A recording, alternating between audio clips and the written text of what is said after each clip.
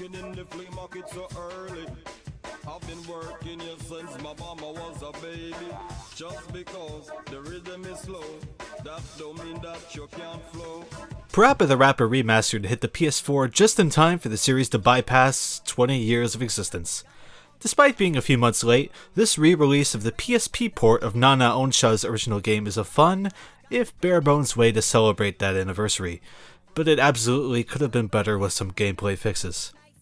PaRappa the Rapper hit the PS1 in 1996, being an interesting multicultural effort depicting the struggle of the lead character, PaRappa, as he tries to impress Sunny Funny. A lot of the characters in the game are animals, but the dog wants a flower. Don't we all? As he tries to attract her, another dog named Joe Chin seems to best him at every turn, leading PaRappa to train with rat masters across the town to do things like learn karate, learn how to drive, and even to use the restroom. Again, PaRappa has very relatable struggles. These encounters with rat masters manifest in terms of call and response gameplay, where the characters will bust out some heat, and you as the player have to match the inputs with the timing to kinda Simon Says It back to them. By proving you can maintain the beat, the Rat Master will deem you a successful student and you can progress in the game. The good news is that every track is incredibly memorable and ridiculously catchy. Obviously, a game about rapping and music should have great songs, but I find that even the backing score for the cutscenes is nice, and kind of underappreciated when people look back on this game and its legacy. Everything about this game's score is unapologetically goofy, silly, and above all, charming. As for how the gameplay holds up in 2017, not too shabby, save for one specific instance I'll be getting to. This was my first time playing this game. I've beaten Unjammer Lammy and PaRappa 2 before, but never had good access to the first entry. It definitely takes a little practice to adjust to what the game is asking, and sometimes it'll kind of break a line early and start anew with little warnings, so you have to memorize when this happens if you don't want to get thrown off your groove. But for the most part, I found PaRappa's gameplay to be fun. I really like 2, and I've always seen that game trashed online in comparison to this first game. And while I still think 2 is a fun time, I can see where the love for 1 comes from. But stage 4 of 6, Cheep Cheep's cooking stage, needs work. The timing on the inputs is very wonky. If you try to match the inputs on the screen as they are, as the game has expected you to do for 3 stages so far in the game, you will fail the stage a few lines in without fail. It seems that really what you have to do is hit the input about half a beat early.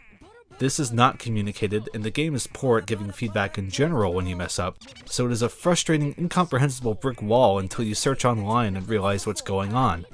I found conflicting information online about whether this was in all 3 releases of the game, or just the PSP version and this one, but regardless, it's disappointing to see that more wasn't done here to correct this, or at least offer a calibration option to fine-tune things yourself.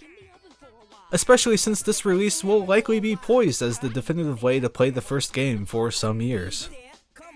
This, alongside the fact that it's a pretty bare-bones release, makes it a bit of a downer. The gameplay visuals have been spruced up very nicely, the game even supports 4K on Ps4 Pro Models, and really everything is just very appealing to look at. But the cutscenes were presumably taken from the PS1 disc, which is understandable if the source files are lost, making it more of a shame for game preservation in general than a knock against this release. Now, this release also has all of the PSP song remixes included, but other than that, there's really not much extra here.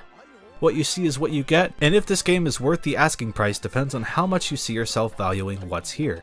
PaRappa is hugely important in gaming history, and the charm is undeniably here still a couple decades later, but one of the very few stages being frustratingly handled alongside a running time of about an hour will likely leave many on the fence as to whether they should invest or not. Now, you can squeeze some more time out of the game by pursuing the cool rapping mode, however. After beating the game, you can go back to stages in air-quote freestyle, button presses to try and reach a point where the Rat Master basically walks off set and lets you do your thing. These moments are fun conceptually, but mostly leads to you haphazardly hitting buttons for a couple minutes, hoping you're doing well enough to maintain the cool status, since, again, it's not really clear what the game is grading on here specifically, especially with the button prompts gone.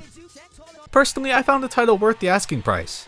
But as someone interested in PlayStation's games who is doing a series about them on YouTube, I may be more inclined than the average person. If nothing else, there's a demo with the first stage on the PSN that you can tinker with if you're just looking to sate some curiosity. I'm hopeful we can at least see a similar treatment for Jammer Lammy soon, to have all 3 titles on PS4.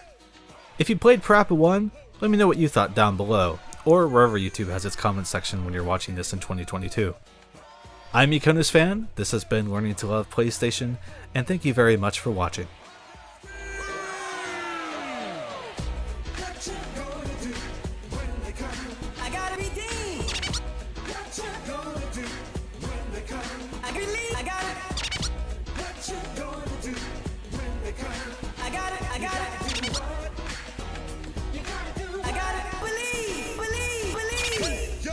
Everybody, just check out the way I live, everybody. Yo, everybody.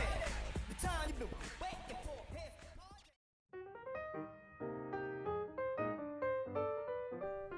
This video was generously supported by the following patrons.